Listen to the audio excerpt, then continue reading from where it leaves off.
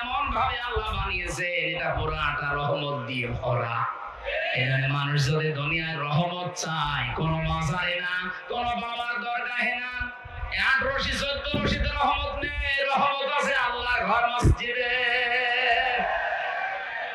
কোন রশিতে যাওয়ার সময় কেউ কি বলে আল্লাহুম্মা আফতাহ লি আবওয়াবা রাহমাতিক?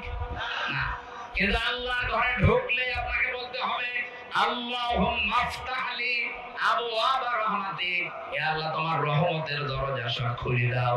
তাহলে এই দোয়া দ্বারা বোঝা যাচ্ছে রহমত পেতে হলে চাওয়া লাগবে কোথায়? আরো জোরে। মসজিদের ভেতরে প্রবেশ করে ওনার যতই নিশা থাক বিড়ি খেতে পারবে, একটা পরিবেশ আল্লাহ বানিয়ে দিয়েছেন আলাদা। এই দেশটায় যদি কোরআনে কারিম কায়েম হয়, আল্লাহর কসম এমন একটা পরিবেশ তৈরি হয়ে যাবে, কোনো নেশা আপনার মুখে আসবে না, আপনি নিজেই পাল্টিয়ে যাবেন। আর এই পাল্টাবে কে? হামজা না, এটা আল্লাহর দায়িত্ব।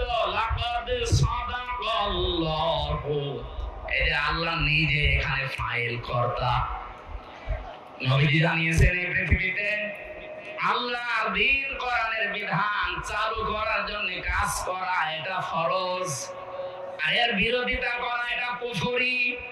আর কেউ যদি নিশ্চুপ থাকে যে আমার কোনো দলে নেই, এর ভেতরে নেই, সে মুনাফিক।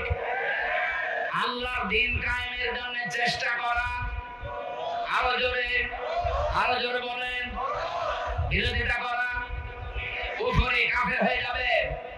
আর যদি চুপ থাকেন, আরো জোরে, আমার তো মনে হচ্ছে এই দেশে